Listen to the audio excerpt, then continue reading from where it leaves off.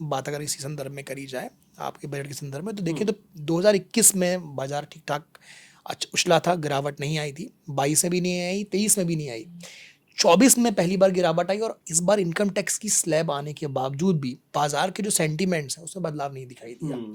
एक बड़ा सवाल यहाँ पर यही उठ रहा है कि आखिरकार बाजार को इससे क्या सेंटीमेंट्स बाजार के अंदर नहीं गए हैं जिससे बाजार उठता होगी।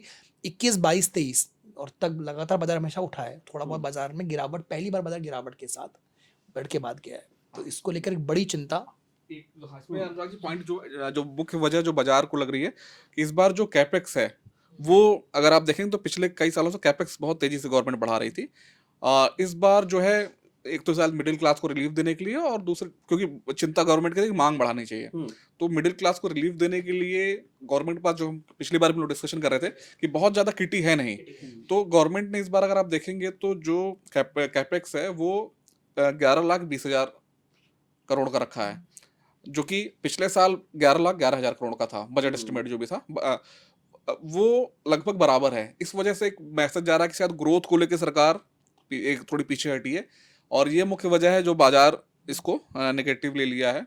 और अगर हम उसको रिवाइज एस्टिमेट से देखें तो रिवाइज एस्टिमेट से भी ये बजट जो कैपेक्स है लगभग 10% ज्यादा 1 लाख करोड़ हाँ, पर है। तो 1,10,000 के करीब ज्यादा है, तो उसको लेके थोड़ा सा एक निराशा है कि हो एक सवाल मेरा आपसे उठता है यहाँ पर कि जैसे सरकार ने जब बजट की शुरुआत करी तो उन्होंने एक्सीलरेटेड ग्रोथ शब्द का इस्तेमाल किया, इकोनॉमिक सर्वे भी लेकर आए, तो क्या जो वित्त मंत्री है या सरकार की जिस बार बार हम ग्रोथ को, विकास को बढ़ावा देने को बयान को बाजार उतना स्वीकार नहीं पा रहा है, क्या बाजार हकीकत को मान रहा है, या सरकार की कह रही है पैसा बाजार में डालने की कोशिश करें, उसको स्वीकार नहीं पा रहा है, आप इसको कैसे? देखिए बाजार देखा जाए तो क्या है, बाजार एक समूह है जिसमें अलग अलग हितों के लोग बैठे हुए हैं, ठीक है। तो जब कैपेक्स में पैसा आता है, डायरेक्ट पैसा जब आता है, तो उसमें आप अगर आप देखें तो सेगमेंट, आप मार्केट का सेगमेंट देखिए क्या है।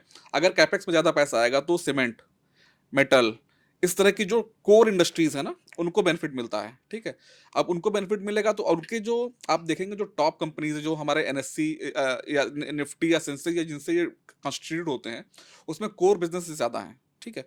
तो अगर कैपेक्स में पैसा आता है तो उनको डायरेक्ट बेनिफिट मिलता है इसका ना, कि भाई सीमेंट की डिमांड आएगी, मेटल्स की डिमांड आएगी, इस तरह तमाम चीज़ों को बूस्ट होता है। और दूसरा ये भी माना जाता है कि जब इंफ्रा में पैसा लगता है तो उसके जो मल्टीप्लायर इफेक्ट ज़्यादा होते हैं, तो और ग्रोथ आएगी।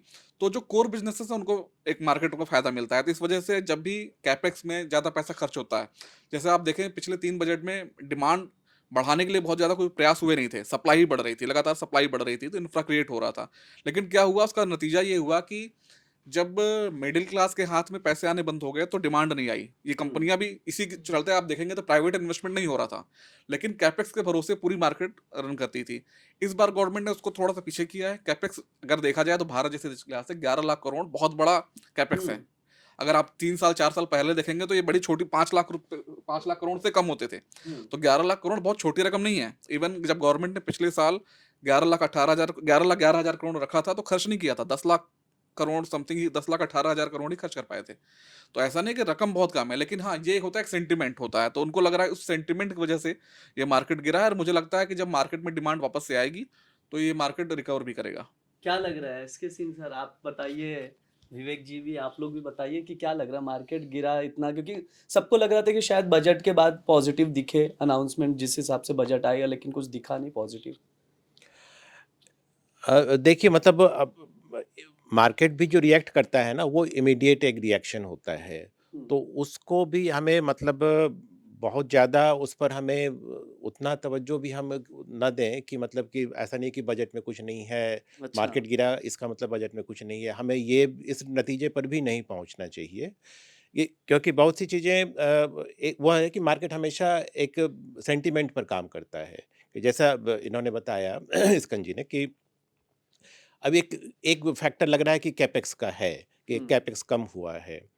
तो अब ठीक है मार्केट गिरा, लेकिन अब कल को अगर मान लीजिए आम आदमी के हाथ में पैसा जाता है तो कल को वहाँ से अगर डिमांड निकलती है तो एक सेक्टर में नहीं तो दूसरे सेक्टर में डिमांड निकलेगी।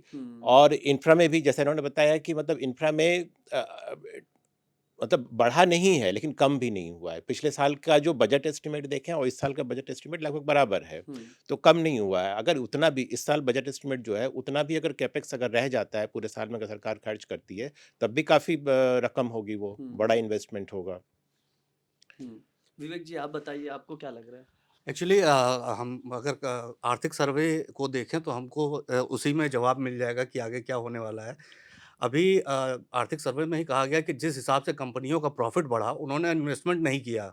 हम्म, इन्वेस्टमेंट ना करने की मुख्य वजह थी कि डिमांड नहीं थी मार्केट में। अगर आज की डेट में कंपनियों को पैसा मिलता जाए और डिमांड ही ना हो, तो वो नया नया इन्वेस्टमेंट नहीं करेंगी और इकोनॉमी में पैसा उस तरह से घूमेगा नहीं जिस तरह से घूमना चाहिए। हम्म, गवर्नमेंट के इस पूरे बजट का पूरा फ़ोकस है कि आने वाले समय में इकोनॉमी में डिमांड क्रिएट हो।